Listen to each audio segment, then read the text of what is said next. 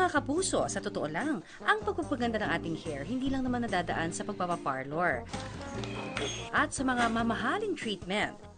Dahil sa tulong lang ng ilang mga simpleng hair care regimen, caring-caring naman natin itong ma-achieve. Ito ang ipapakita ng kapuso celebrity na si Giselle Sanchez.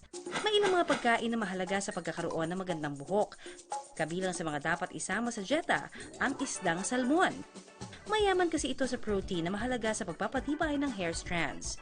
Rich din ito sa omega-3 fatty acids na tumutulong para maging well-hydrated ang ating buhok. Tandaan na extension din kasi ito ng ating skin. Kaya kung paano natin inaalaga ng ating kutis, ganun din dapat sa ating buhok. Good morning mga kapuso! Eto na naman po, nagbabalik si Giselle Sanchez, ang babaeng pangit sa TV pero maganda sa personal. At ituturo ko po sa inyo kung paano gumawa ng isang simpleng salmon recipe. Ang tawag ko dito ay steamed salmon. Siyempre, kukuha tayo ng salmon. At itong salmon po ay mayaman po siya or rich in omega-3 fatty acids na magaling magpa-hydrate ng buhok. Ngayon, hindi ko po ibig sabihin na kukuha tayo ng salmon at ilalagay natin sa buhok natin, ha? Hindi po ganon ang treatment ng ganyan. Kinakain po to para maging well-hydrated ang ating buhok. Ang una natin gagawin ay ihahalo natin ang paminta sa asin para magkaroon ng lasa kasi ito ay steam. So, masamasahe, ayan. O, diba? Sarap naman ang feeling. Ganon. Pwedeng Swedish, pwedeng shiatsu, pwedeng Thai massage. Kayong bahala. Ngayon, kulang pa rin ang lasa to. Kaya kailangan maglagay tayo ng lemon para umasim-asim naman ng konti. Hindi ba? Ngayon, lalagyan din natin ng garnishing.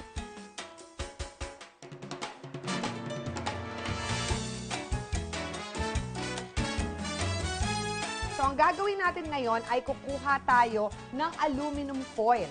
Ito ang ilalagay natin, ibabalot natin sa ating salmon at ilalagay natin sa taas ng ating steamer.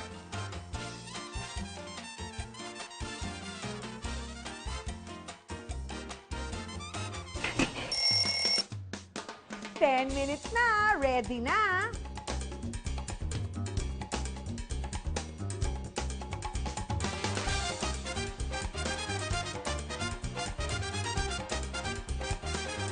Kaya mga kapuso, kain na tayo!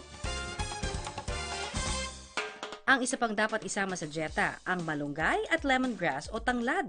Itinuturing na superfood ang malunggay sa dami ng taglay nitong sustansya. Mayaman ito sa tinatawag na thiocyanate, isang kemikal na tumutulong para maging healthy ang ating hair bulbs. Mahalaga kasi ito para makaiwas sa hair fall. Ang lemongrass naman may taglay na antifungal at antibacterial properties.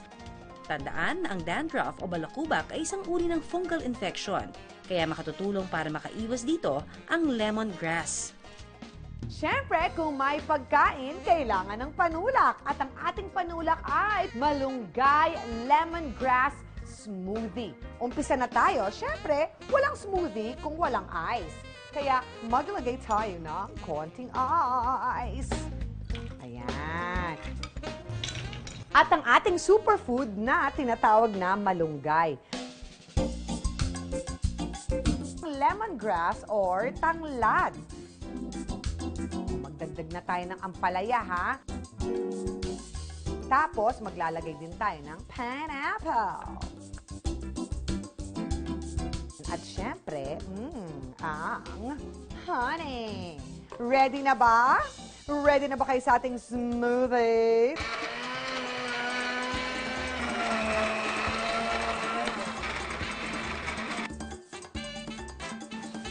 Perfect!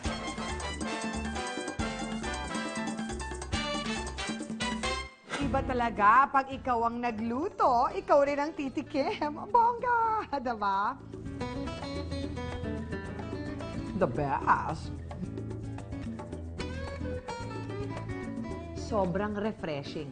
Gawin nyo to sa bahay ninyo kung gusto nyong maging healthy at lalong-lalo na kung gusto nyong gumanda ang inyong mga buhok. Bukod sa healthy diet, mahalaga rin ang any form of exercise. Kapag kasi pinagpapawisan tayo, inilalabas ng katawan ng toxins na siyang pwedeng bumabara sa hair follicles. Kaya gumaganda ang daloy ng nutrients. Ang isa pang tip for healthy hair, mga kapuso, dapat may sapat na pahinga. At umiwas sa stress, tandaan na kapag masyado tayong stressed, nakakaranas tayo ng hair fall. At syempre, umiwas din sa bisyo gaya ng alak at sigarilyo. May taglay kasi itong toxins na nakakaapekto rin sa ating hair growth. Ang pagpapaganda ng buhok ay nadadaan sa mga paggamit ng safe and effective natural hair care products at pati na rin syempre sa simpleng hair care regimen lang. Kaya ang buhok na pang-artista, pwede ring ma-achieve.